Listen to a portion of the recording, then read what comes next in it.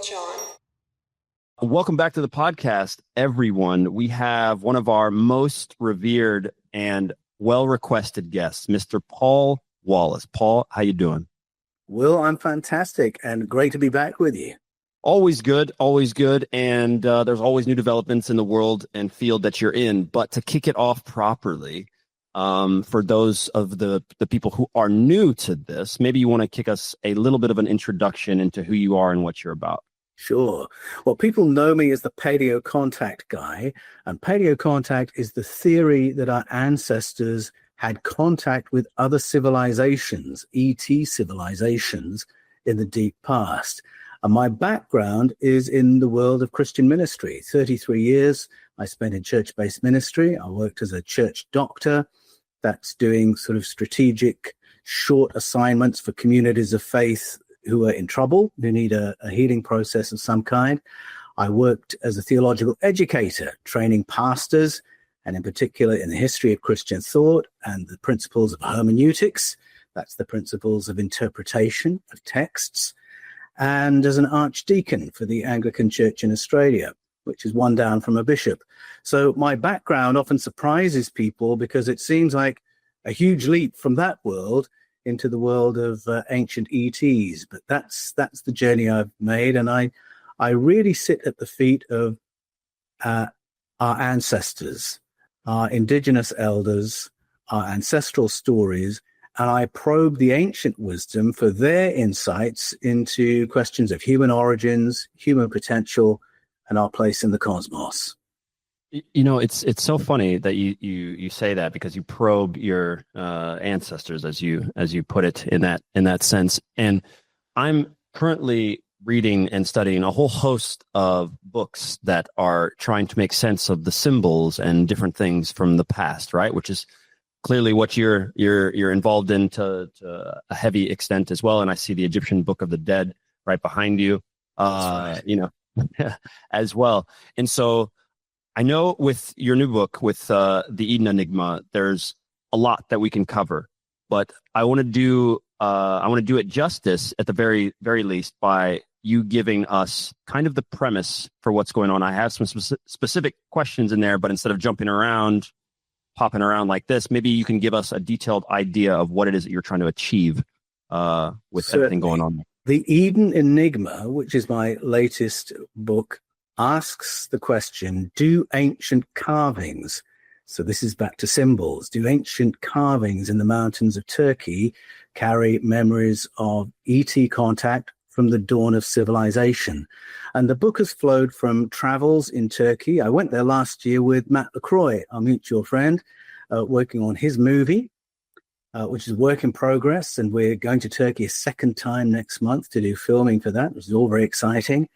And Matt is really interested in studying the timeline of humanity and looking for clues in that part of the world. And so I accompanied Matthew on the scouting trip to plan for the movie, and I expected to find things in that part of the world that would connect with the story of humanity's reboot after the most recent planetary cataclysm, because there are so many ancient vectors that point to that territory, to Upper Mesopotamia, to the Ararat region, and say that is where human civilization received its reboot. So I expected to find something. But while I was there, I got drawn into the world of symbols, the carvings left behind by the 𝗪𝗍𝗄𝗎. Now, they were the people who lived in what is now Turkey and Armenia in the Bronze Age. They left behind the remains of their citadels, but also the cuneiform inscriptions at those places and these intriguing symbols carved or painted at their various sites. And it was into the world of those symbols that I got drawn.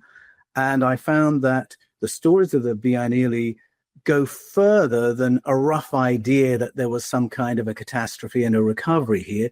They go into detail as to what that was, how we recovered, and who it was that helped us. And it was the detail that surprised me and that made me think, I have to share this, because I am a compulsive writer. I'm sharing the journey as I go. And so what I discovered in the world of 𝗤𝗓𝗍𝗓 symbology is what I've laid out in the book, The Eden Enigma. It's always something that is going to be contested especially in the modern age, as we don't have all the answers technically, and we're still with this search. And what I find so let's say incredible is that, these truths and things that you're finding and that you're pulling, these ruins, they've been there for some time. All over the world, technically, there have been ruins, and we've all been trying to figure out and put pieces together. So I'm going to ask a question that I haven't necessarily seen. Why do you think now? Is it because let me rephrase this and make it as simple as possible. Are you taking a composite look at all of the entirety of the Earth's ruins, say Peru, Mexico, Egypt, all these, and trying to draw connections at all? How much does that go into what you find there? Because, it's an ever contested thing. Did these civilizations have contact? Okay, there's different, some in the Bronze Age, some in this age. They have the same. Pyramids are all over the place. Where do you pull all of this information? Are you pooling this together to then come up with a composite look at saying, okay, well, here, this is where everything is drawn from? Or do you feel like this is a very, very unique space in general that you're finding there in Turkey? Yes, what you've just said, it really is the grand project to connect the dots from culture to culture, from age to age, looking at what are the narratives that have survived the ages, what are the technologies that have survived the ages, what is the composite picture. In the Eden Enigma, I drill down very particularly into what is there in Turkey and Armenia. We do reach out in the book into what is now Iran and Syria and Egypt. We go to Northern Ireland. But in the Eden Enigma, I stay mainly in the one place because I really want to drill down into the wisdom that's there. But it's impossible not to notice the connections with other cultures. And so the longer plan is, yes, to pull together the big picture. So, for instance, in the movie that I'm doing with 𝗪𝗟𝗡, we're going to Peru, we're going to Bolivia, we're going to Cambodia, and we are looking at what is the overlap of information that these people brought, what were the periods from which they speak, and how does a wisdom and a body of knowledge that seem to be an international understanding of our human history and our planetary history, how does that relate to our contemporary understanding of human evolution, the development of the planet, so on and so forth? So yes, the Eden Enigma is just one piece of the puzzle, but I needed to be very, very disciplined. Otherwise, the Eden Enigma would be sort of 12 volumes. The Eden Enigma is very particularly about Turkey and Armenia, but it is in effect a microcosm, I think, of what we find around the world. DNA vibe. What? DNA vibe? What is that, Will? Hang on a second. Let me answer that for you. DNA vibe is a wearable device that uses light therapy, often red and near infrared light, to support your muscles and joints. And guess what? It's also paired up with a thing called the Human Charger. What's that? Human Charger is a device that beams light through your ears. It is designed to help with energy mood. Everybody is bundling this together. They are using both of these, shining light into their ears, shining light onto their skin in order to get better as a footballer. What DNA Vibe does is very much focused on the molecular domain, specifically the molecular excitation of DNA, the DNA molecule, which is the one thing in our body that stimulates and governs regenerative healing. Human Charger is really focused on the cognitive level. When you put the two together, you end up with a perfect balance, a reinforcing dynamic that helps elevate the mind-body connection. Can you touch on a bit more, without giving too much away, and in some sense, of the things that you're finding? I mean, I personally, these gateway portals and those doors, it's an insane structure. I haven't seen them up close in person, and and seeing these things and what they look like and how they're engraved and what they could possibly have been and stuff like that, I just find fascinating. But maybe you just want to touch on what specifically are these truths? What sort of differences are you pulling, more concretely? Well, something that was very interesting to me, looking at what the 𝗤𝗍𝗄𝗃, the people of Urartu, left behind, and listening to the stories in their inscriptions, they spoke of a time when a group of beings called the 𝗤𝗏𝗃 lived among their ancestors. Now, they lived among their ancestors for a finite period, and they had advanced capabilities, but finite, limited capabilities. Those capabilities had a lot to do with environmental repair post-cataclysm and relaunching agriculture and thereby civilization post-cataclysm. So those stories were of great interest to me.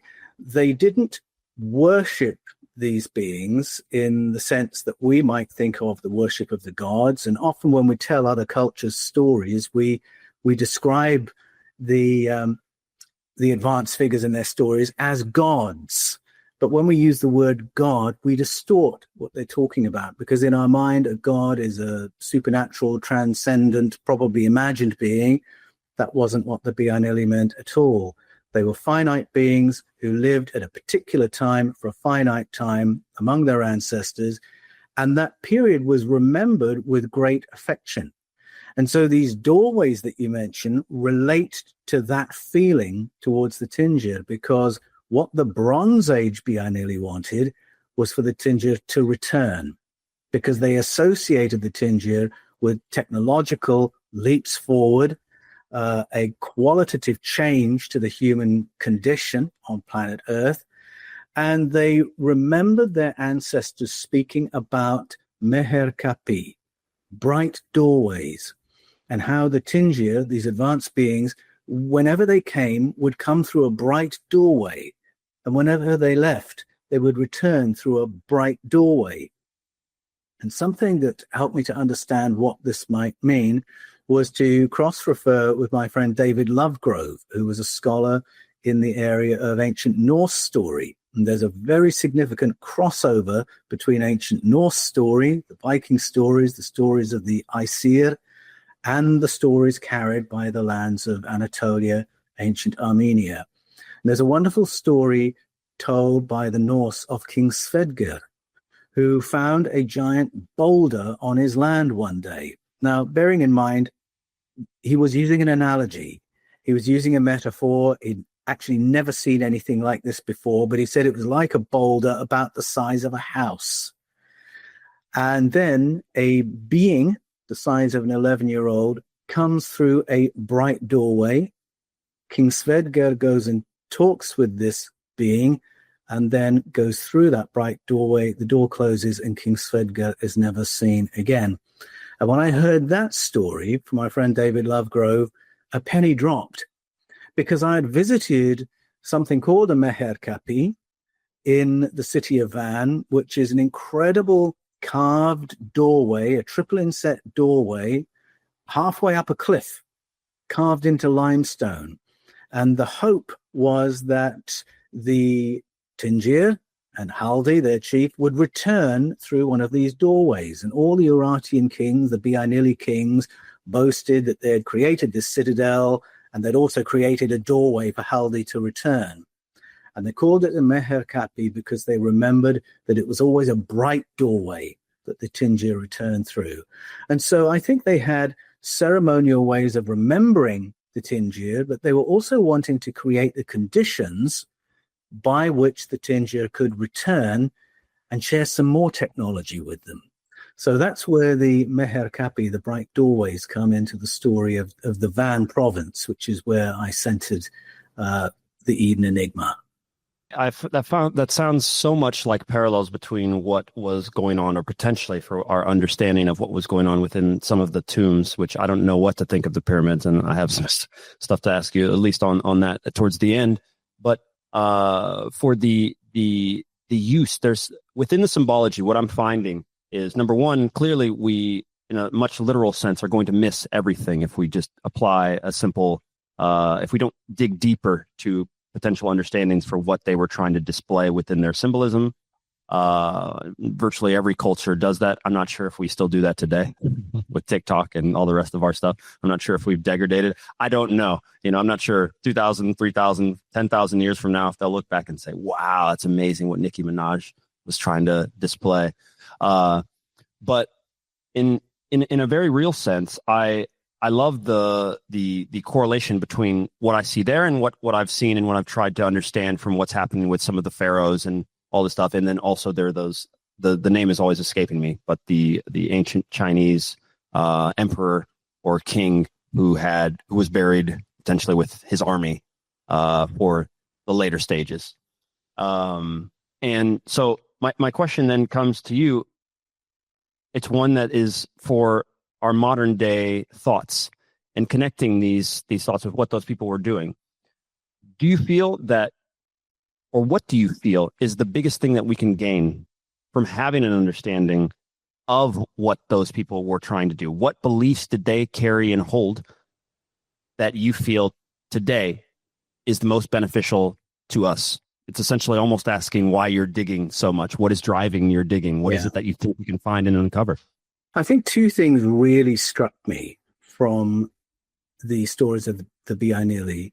And one is to do with understanding who we are and what our place is in the cosmos. I find so many ancient stories point to us being part of a populated cosmos, us being part of a wider cosmic family, and a story that says we wouldn't be here were it not for assistance from our cosmic family. Now, I think the worldview that emerges from that is very different from the one you or I may have been taught in school. I think it reframes our understanding of religion, because I think we've often misunderstood our ancestors' stories about contact in the past. And when we make that mistake, we distort our idea of God and our idea of the cosmos. Some of the stories are stories of invasion. So if you confuse the story of colonization, which is always violent, with the story of God, then you will end up with a very violent God and you'll live in fear because of that. So that's one of my motivations, to unravel some of that, to get us back into a more positive relationship with the cosmos, to know how valuable we are, to know how closely help has been on hand in the past, so that we might look to the future with a little bit more imagination and confidence. And that's a big part of the story told by the 𝗪𝗟𝗋. And the other main part of their story is to do with the curation of the environment. In the 1960s, Rachel Carson wrote a very prophetic book about the use of DDT in modern agriculture. And she warned that we were going down a path in our industrial methods of agriculture that would not only end up poisoning all the birds, because that was what was happening in the 1960s. Birds were beginning to go missing. The animals who ate them were dying. And she identified the problem that we were poisoning the whole food chain. And she said, we're going to see new forms of disease, levels of sickness and obesity like we've never known before, because we are poisoning ourselves to death. And she warned of a silent spring. To an extent, this was already happening. With the loss of natural insect life comes the loss of birds and the loss of the predators who prey on them, the poisoning of crops. And that image of the silent spring really stuck in people's imagination, and it really was the beginning of governments beginning to take responsibility for methods of agriculture that might not only harm the public, but might imperil our sustainability on planet Earth. Now, the 𝗪𝗟𝗋 story speaks directly to that, because their story begins with a silent spring and makes very clear that this was an existential threat to them, their ancestors, and to all of humanity. And their story is, we only got through it that time because of external help, but those who came to help us taught us things about agriculture that potentially can save us again and again and again, when different kinds of threats come against our ecosystem, we have been given the tools to respond to this. And that was the hopeful message I found in many of the carvings across Turkey and Armenia. So what I'm going to do right now is read a small quote from the book. I'm not sure what chapter I had this highlighted, and it's quite early, but it's a small pullback from the Mehr Kapi, which you were speaking of just previously. But it says the cuneiform glyphs at Mehr Kapi reveal that 𝗪𝗲𝗏 did not arrive alone. In fact, the inscription around the doorway names a total of 47 dingir, who mysteriously materialized in Van sometime in the deep past. Dingir is a Sumerian loanword meaning an advanced being or a small g god. And the list of dingir named at Mehr Kapi includes 𝗪𝗲𝗏's consort Arubani and Irimusini, and it goes on and on. Now, my question to you is, did they have a correlation like we see between the Greek and Roman gods and maybe even the Egyptian gods? Did you see that same correlation between the dingir? Like, did they have the same layout and understanding of the moons, the stars, all of these things with those gods coming in? Or was this something completely separate and different? Well, there was some overlap. So you will have a dingir who's associated with the moon, and one who's associated with the sun, one who's associated with the weather. Those ideas are there, but I'm not a classicist, so I couldn't confidently say that you could directly equivalence one being in one canon of story with another being in the other. But the broad brush is certainly there, because you can hear this in Hebrew story and in Greek story and in Norse story, that there were beings who helped us in terms of mitigating the effects of weather. Now, the dingir, for example, were not almighty. They couldn't prevent the chaos of an ice age, but they could support us in the aftermath in terms of rehabilitating land and making it cultivatable. The idea that I think we have an idea that our ancestors invented gods for every natural phenomenon, and we tend to read every ancient story through that lens. But again, I think that distorts what we're actually hearing from each different group. And what I hear in the story of the 𝗪𝗏𝗏 is that there were issues to do with the weather that had put them into a really perilous situation, and they needed beings who had better technology for managing what had happened and helping them to recover from it. And so when we've got dingir associated with the skies and the weather and the sun and the moon, I hear them within that context, which is ultimately a story of agriculture. And that is an overlap that you'll find all around the world. Every indigenous culture has a story about help with agriculture. And not in the sense of, oh, we hope there's going to be a successful harvest this year, so we're going to make offerings to this being. No, the stories that I find repeating around the world are stories that say there was a time when our ancestors didn't know how to cultivate crops with density sufficient to support cities, but non-human others came and taught us. There was a time when we didn't know what was good to eat and what was good to avoid. We learned this from non-human others. You can hear this in Africa, Aboriginal Australia, in the Nordic countries, and you can certainly hear it at this pivot place on planet Earth, Anatolia, which I think very significantly, the name Anatolia means the place where the sun rises again. And that's really the deep story of that territory. This was the new dawn for humanity because of a tuition we received in agricultural science. Is there a form of cover-up to this? Anatolia, the place where the sun rises. Is that what you said? What was the definition? Yeah, the place where the sun rises again. The place where the sun rises again. Okay, so is there a potential perfect? I mean, if it's named that, almost like a phoenix rising from the ashes type thing, did this get lost or is it being covered up? Well, it didn't get lost because if you go to Turkey, the local people would tell you that story. If you go to Armenia, the local people would tell you that story. It's just not in the science books. It's just not taught as fact in the schools. So there's a cover-up in the sense of a marginalization of the deep story. And there is cover-up also in the extent to which theistic religions have been exported with the invasion of other people's countries and colonization of other people's territory. And we've tended to delete and replace the old stories with whether that's Muslim orthodoxy or Christian orthodoxy.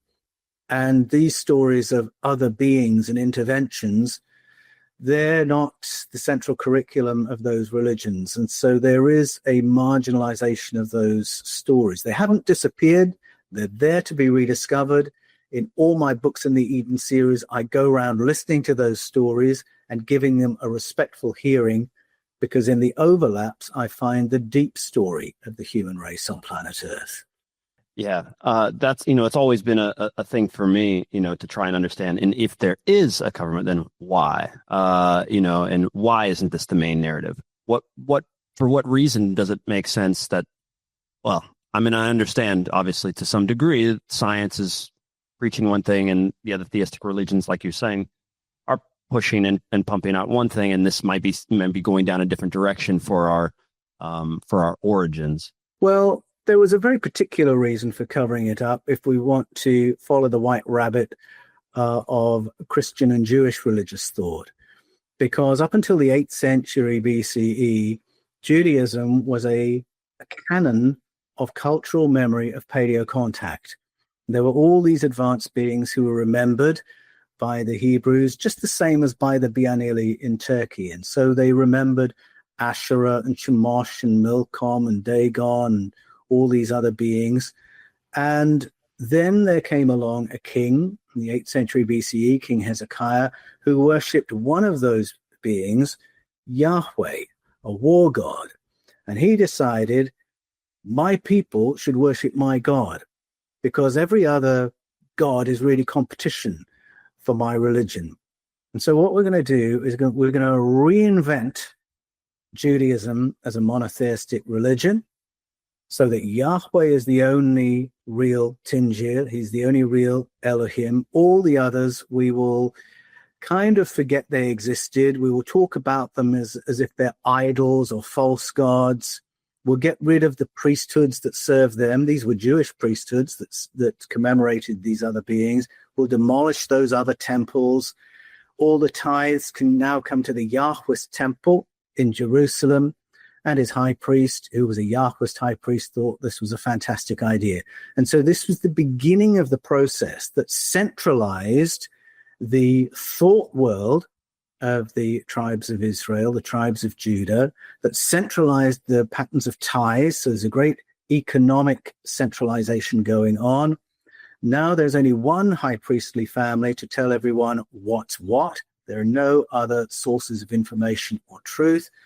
So that Hezekiah ultimately, through his grandson Josiah, had created a theocratic society with one God, one king, one high priest, one high priestly family, one temple. And so there was a deliberate forgetting of all the others. Now, according to the 10 Commandments, not only must you not serve these other entities, you must not even depict them. Now, the armies are being sent into the Jerusalem temple to deface all the carvings that showed what these other beings looked like, so that they wouldn't even be remembered. And so that kind of a suppression, that kind of a forgetting, was really to do with taking hold of the reins of power, so that you've got all the economic power and all the narrative control. And that really became a template for all the conquests made in the name of this God, Yahweh. And so that flowed into Christian history. Every Christian conquest really did it out of the playbook of Hezekiah, where you delete and replace the old thinking, you delete and replace the old temples, delete and replace the old priesthoods. And it was to do with control with what people believed was true, what people believed about themselves, and create a world in which they can very easily confuse compliance with the state as equaling compliance towards God. Club Libertas, the elite private membership club for the modern mystic, exploring powerful teachings on spirituality, self-awareness, ancient wisdom, a deep dive into meditation, mindfulness, and transformational practices designed for those ready to lead their own journey. Are you ready to step up?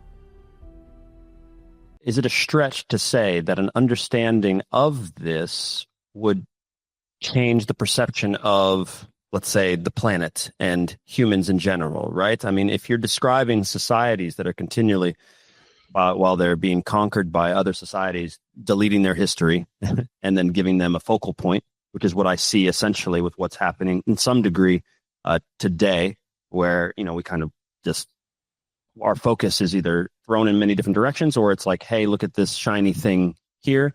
And so humans, we have a tendency to simply, obviously, gravitate towards that which is either going to elicit the most emotion, whether that's rage, joy, this, that, and the other. But somewhere in the middle is generally where you have to maintain yourself in order to pull some truth. It's not at either of the extremes. It's somewhere generally a mix floating towards one of those. Is it fair to say that if we gain some proper understanding of those people and this, that it would change us now? And if so, how? Well, what I found is that the cultures that have retained their stories of paleocontact have retained the memory of a more capable humanity.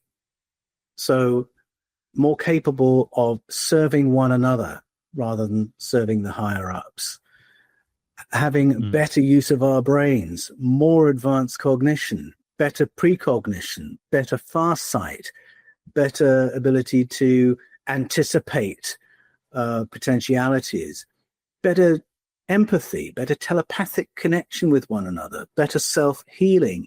These are often elements of these same ancient stories. And so I find ideas of human potential and human origins are very much tied together. And when we follow the story of narrative change, for instance, as it's told in the Bible, we realize that our potential is not only greater individually than we've been taught, but it's greater collectively than we've been taught. And very often progress has been made in the past when we've remembered how powerful we are when we act in concert. And as I say, when we work for each other instead of for the higher ups. And so you find this in Hawaiian story. You find this in Hebrew story. It really is a global story. All the dragon stories around the world of a family of dragon story that goes back to 10,000 years ago have this insight about collective intelligence and the wisdom of the crowd. So I think there are a lot of things to be recovered from these ancient stories, and even clues about how to be more intelligent and more conscious, more emotionally intelligent. That's why I find these ancestral stories so valuable to go back to them. They make me see human beings very differently, understand our value differently, and our potential very differently.